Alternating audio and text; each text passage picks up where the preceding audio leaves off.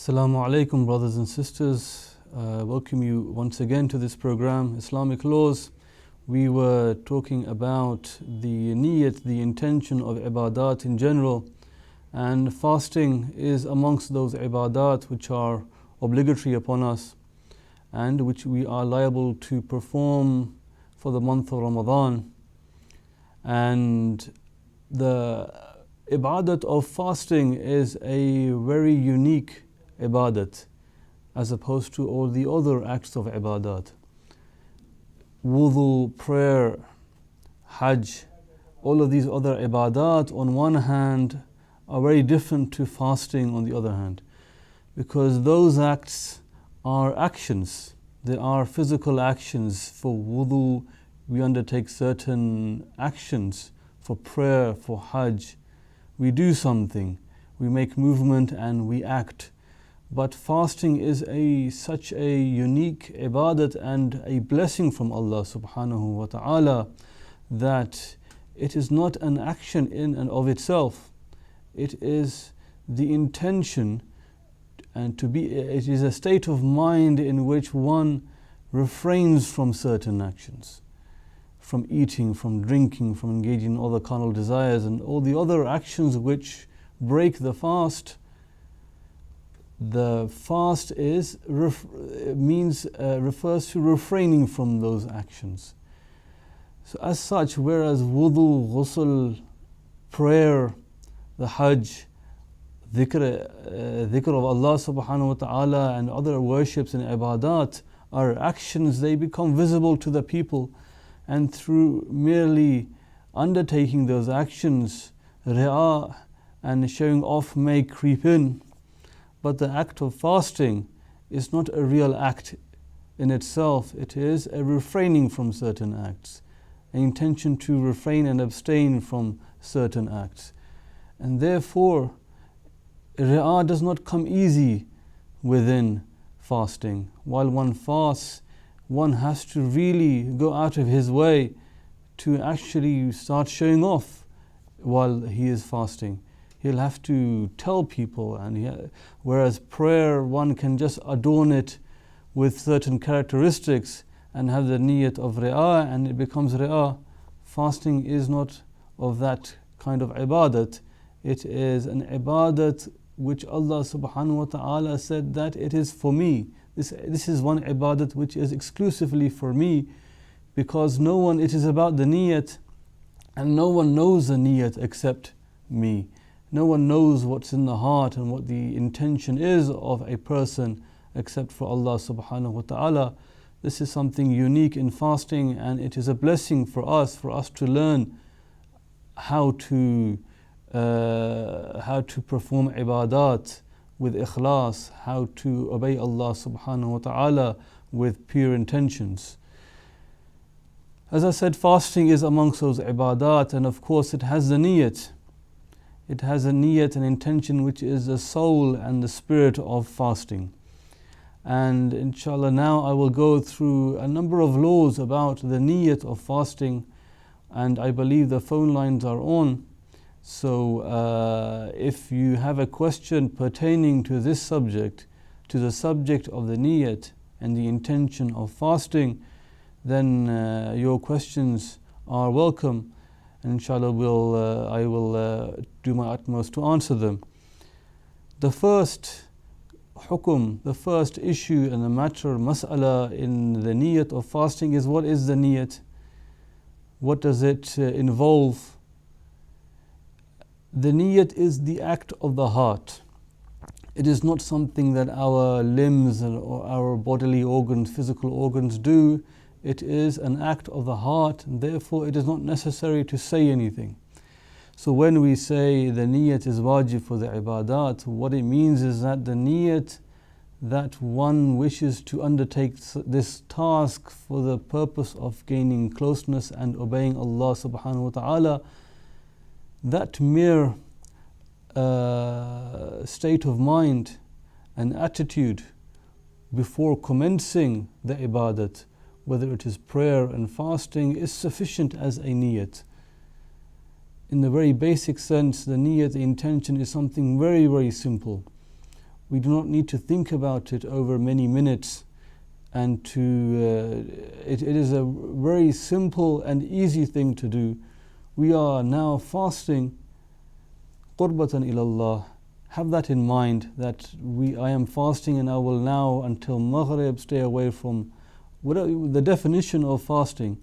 We all know, and we intend to undertake it.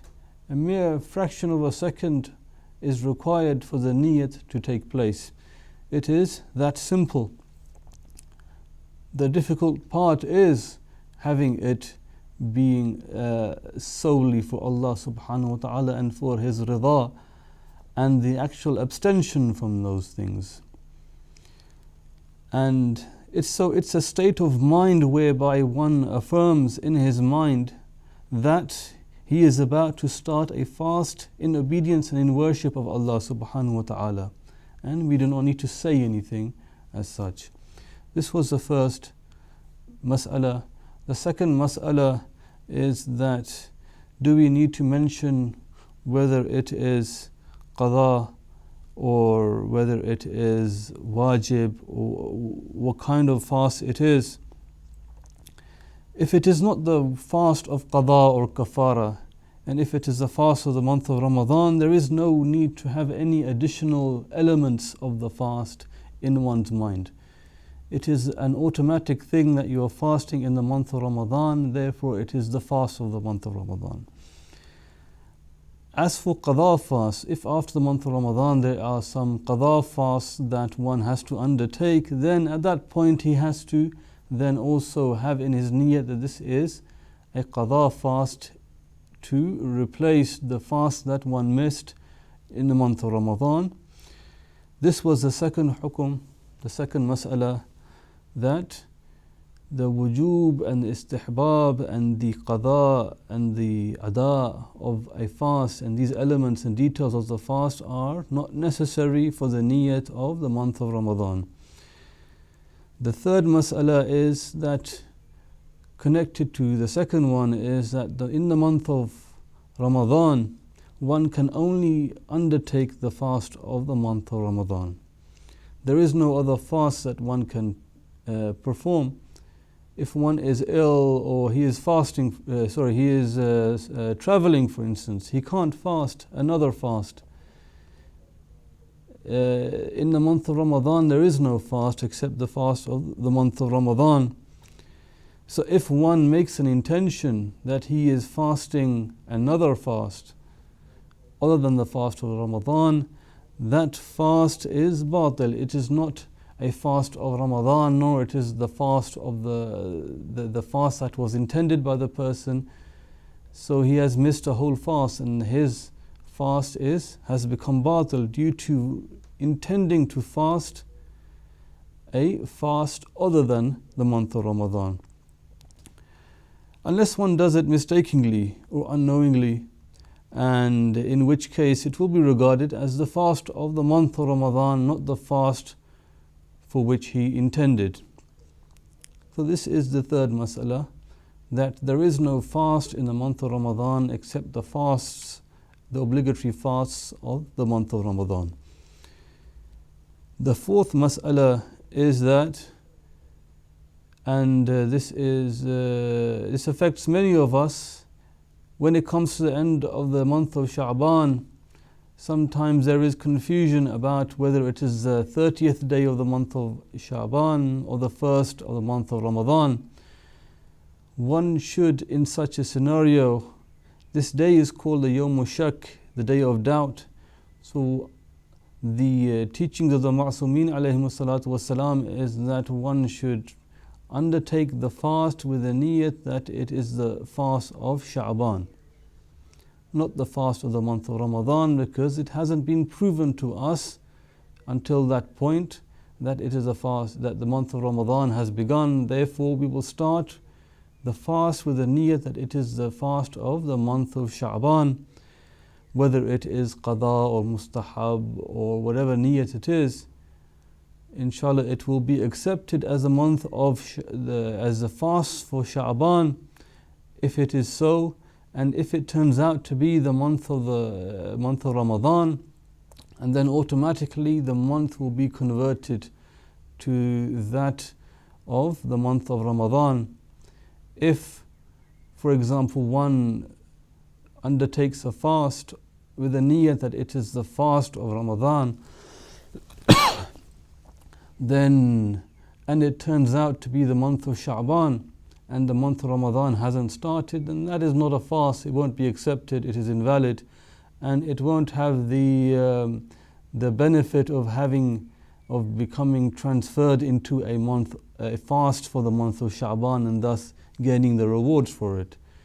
So it is important to understand, in order to obtain the blessings of Sha'ban in the month of Ramadan, that if one fasts at the end of the month of Sha'ban, then he should also have the niyyat that it is the month of Sha'ban, not the month of Ramadan. And even if it is the day of doubt, he should have the niyyat of the month of Sha'ban. And if it's the case that it turns out to be the month of Ramadan, the first of the month of Ramadan, then it will automatically be transferred to the fast of Ramadan, and he will not need to undertake any qada afterwards for that. The fifth mas'ala is that if there is the day of doubt between Sha'ban and Ramadan, then one can also have the niyyat that he can form a general niyyat in the way that he will think that he will intend that the fast that he is undertaking this day is, if it is the month of Sha'ban, then it is for the month of Sha'ban as a mustahab fast. And if it turns out to be the month of Ramadan, then I intend it to be the month of Ramadan. So you can have a general niyyat in that way, and that is permissible according to the fatwa of Ayatollah al-Uzma Sayyid Ali al-Husseini al-Sistani Dama Dhilluhu Sharif. And all of these ahkam are according to his fatwa. Then the question arises as to when one should form the niyyat, make the intention. When it is obligatory to fast on any particular day, and it's a fast which we call wajib mu'ayyan, that it is wajib firstly, and secondly it is mu'ayyan for a particular day. The whole month of Ramadan is wajib mu'ayyan. And another example of a wajib mu'ayyan fast is when we have a vow to fast on a particular day, a mannat that we will fast on that day, on a particular day, then that will also become wajib mu'ayyan. And for these types of fasts, so the fast of the month of Ramadan, and also for the wajib mu'ayyan fast of nadar and mannat, of a vow, then the niyyat has to occur at when the time of Fajr begins. So just when it begins, and the abstention from food and water and drink and everything else begins, when imsak begins, that's when the intention should take place in the heart. And this is pertaining to such fasts. And this is on the basis of an obligatory precaution, that just when Fajr has come, just before it, when one begins the imsak and the abstention for the purposes of the fast, then he will form the intention. Mas'ala number 7, the seventh mas'ala which I have chosen to mention here today, is that when it is an obligatory fast, but it is not mu'ayyan, it is not particular for any particular day. For example, if one vows that he will fast on not on any particular day, but sometime over the next year, or sometime in his lifetime he will undertake a fast. It's a general vow, nothing particular about the details of the timing of the fast, when he should fast. And also it is, and this goes for also the qada fasts. Qada fasts are not muayyan, they're not designated for any particular days. So in such a scenario, one can have the niyyat until the time of dhuhr, until the time of zawal, noon. So until if 5 minutes remain before zawal time, and one hasn't decided on fasting yet, but now he has decided, with the condition that he hasn't eaten and drunk anything, or he hasn't committed any of those actions which break the fast since Fajr time. If he wishes to perform a fast which is wajib but not muayyan for any particular day, then he has that time until zawal to make his niyat, to form his niyat, and then he can continue the fast. Then we have this is the hukum for the wajib ghair muayyan fast, and we've seen the hukum for the wajib muayyan fast. What is the hukum for the niyat of the mustahab fast? According to Agha Sayyid Ali al-Husseini Sistani, is that the fast for the mustahab fast, the niyat for it can occur any time during the day before the end of the day. So before the fast ends, before sunset, one can form the niyat, of course with the condition that he hasn't committed any action which would break the fast. He hasn't ate, he hasn't drunk anything. So for example, if a person went to sleep after offering Fajr prayer, he hasn't intended to fast, and it is not the month of Ramadan, he wishes it's any other day in which it is not forbidden to fast. And then when he wakes up and it is half an hour before Maghrib, then he still has time, because he was asleep, he hasn't eaten anything, he hasn't drunk anything, he hasn't committed any of the other actions which break the fast. He can then make the intention to fast, complete the half hour, and then thus complete the fast, and he will have the reward for that fast. But of course that is for the mustahab fast, outside of the month of Ramadan, outside of the qada and the other wajib fasts that one has to undertake. So this answers the questions about when one should form the niyyat.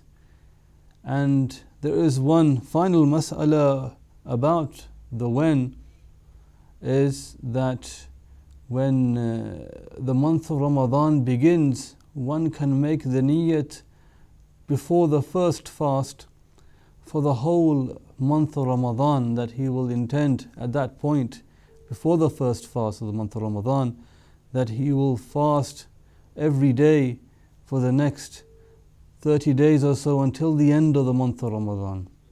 And that niyat will suffice. That will be sufficient for him for the whole month of Ramadan. And he will not need to then also have the niyat for every night. And there is one final mas'ala, that the niyat has to be continuous. It cannot have any break in it. And what I mean by break is that having another niyat to break the fast. The continuation of the niyat means that one has in his mind, even subconsciously, that he is fasting. In the beginning he has to have it in a conscious level for a moment, and then for the rest of the fast he doesn't need to keep thinking, I am fasting, I am fasting, I am fasting. For the continuation of that niyat, he merely has to, when he is asked, and he will be able to answer, yes, I am fasting. So he'll have it at that level in his mind, but not at the top of his mind all the time throughout the day. So it needs to be continuous. Therefore, if somebody merely intends to break his fast, then that fast has been broken because the continuation of the niyat has been broken. By whether he actually goes through with the breaking of the fast or not, the mere intention of breaking the fast. Rather, even if one is mutaraddid, he is of half mind whether to break the fast or not, that taraddud, that indecision in itself will break the continuation of the niyat and thus break the fast. This is the importance of the niyat. It has to start from the beginning of that ibadat until the very end. And with that note, this program comes to an end. Insha'Allah, you will join me next week on Monday, and we will discuss further the laws of fasting, and inshallah we'll discuss those things which break the fast. May Allah subhanahu wa ta'ala give us the tawfiq to have the niyat which is mukhlis, which is khalis, which is pure, which is only for Allah subhanahu wa ta'ala. And may Allah give us a tawfiq to continue on in this holy month of Ramadan in receiving the blessings of Allah and the bounties of Allah Azza wa Jal through the many means that He has afforded us, through fasting, through prayer, through worship, recitation of the Holy Quran, through sadaqah, through zakat. ربنا تقبل منا إنك أنت السميع العليم وآخر دعوانا أن الحمد لله رب العالمين.